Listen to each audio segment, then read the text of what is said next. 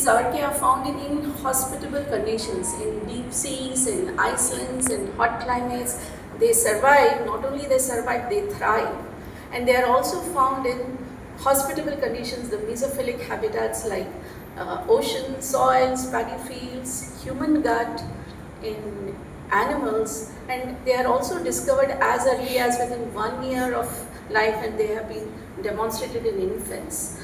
So over a period of time, with the advent of newer tests, Professor Holman talked about 16S ribosomal RNA, all these have led to discovery and acknowledgement of these RK, and we have realized that they are one of the principal methanogen secretors.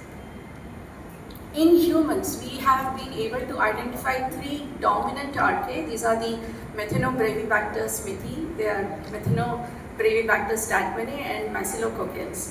Surprisingly, unlike bacteria which varies among various communities, parts of the world, these 3 RK continue to be kind of stable along all parts of this country and all parts of this world, in fact, and therefore this steadiness helps us to have a kind of a definite idea as how important they are. Yes, I mean, giving cyclical therapy do work for this group of patients, and as we have all seen data up to 3 cycles of rifaximin is safe, and beyond that we are not sure. I mean, this is an excellent question because it ultimately targets the question, what is the threshold of a positive test that predicts response to therapy?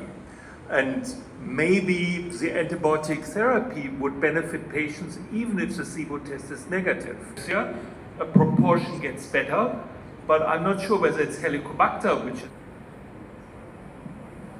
So again, disorders. Now, my job is to talk about PCAB versus PPI in acid suppression and H. pylori.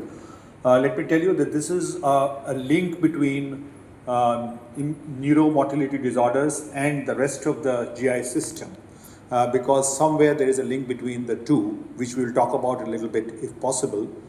But I must also say, as Dr. Uday said, that the PCAB is the talk of the town, and we've been hearing about it for the last few months. And some of the slides which you'll see in the next 15-20 minutes would be a repetition of what you may have seen earlier as well. So what I'm doing in the next 19 minutes is talk to you about prevalence of APD, conventional drugs including PPI and their limitations, PCAB, concept to efficacy, guidelines and consensus as it stands now, and give you some key home messages. Syndrome, I think there are very few situations where you require long-term PPI use. There is a dosage is different, 20 mg for esophagitis and H. pylori is 20 mg PD. Why is this difference? Another thing is, after treatment of 6 to 8 weeks, how long do we give a maintenance? All right. I think the first question is that we talk of H. pylori. So maybe that's the reason why the pH used is higher, the drug which is used is higher in H. pylori eradication. For the equivalence, we all know that when esomeprazole came, we said, why you are using esomeprazole the same dose as pantoprazole if you are saying the efficacy is higher. So I think these are unanswered questions, and I'm not the right person to answer that. About your question of how long to continue, I think the policy remains the same.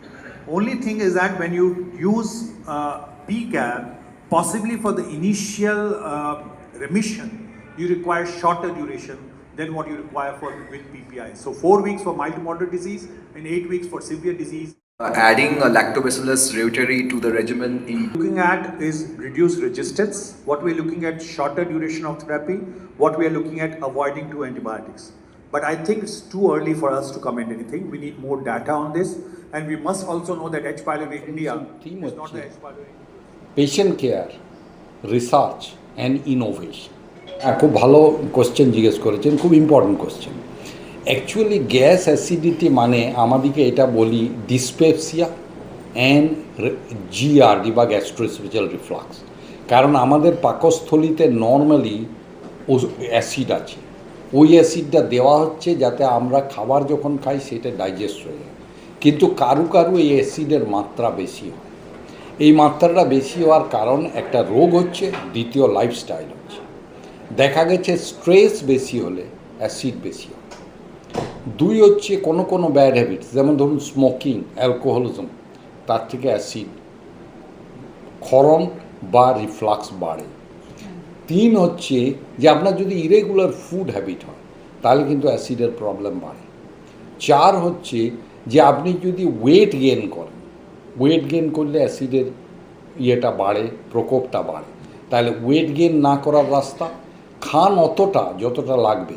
মানে আমি typically বলি, কেউ কেউ হয়তো বাঁচার জন্যে খায়, কেউ কেউ হয়তো খাওয়ার জন্যে বাঁচে।